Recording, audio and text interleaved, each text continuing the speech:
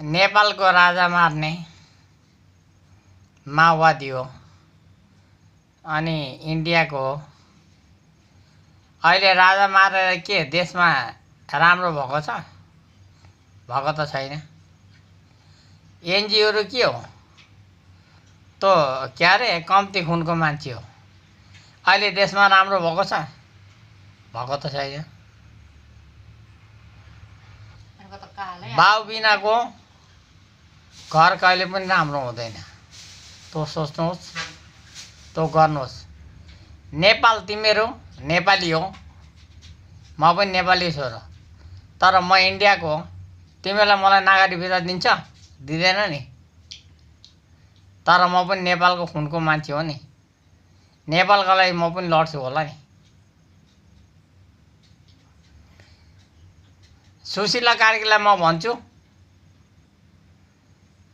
देशको न्यायको हितमा काम गर्नु हो।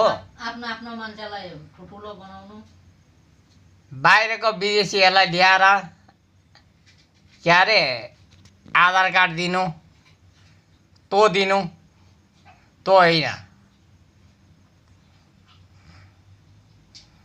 देशको लागि गर्नु, उन्नति गर्नु, त्यही मेरो भनाइ छ।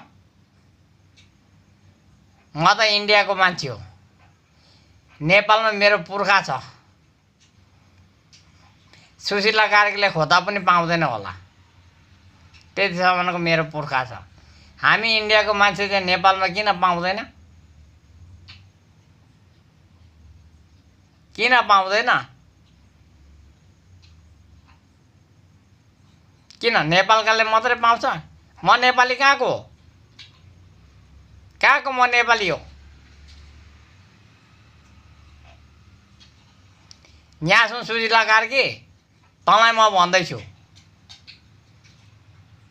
इन्डियाको थ्रुमा त मन्त्री बन्ने कि होस्, मलाई पनि थाहा छ हो। नेपालको विचारधारा के छ देशमा फलो गरेर गर्नु। नेपालले के खोज्छ? हाम्रो नेपाली जब नेपालै रहेन भने हामी नेपाली कहाँ जाने? त्यसको कोसिस गर।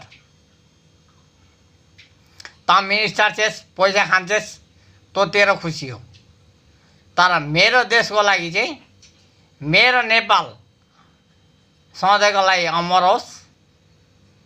मेरो नेपाल कसैले नखोसोस्। किन? म नेपालीको छोरो हो।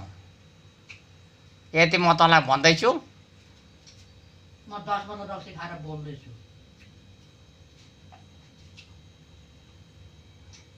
किनभने म पनि गोर्खा छोरो।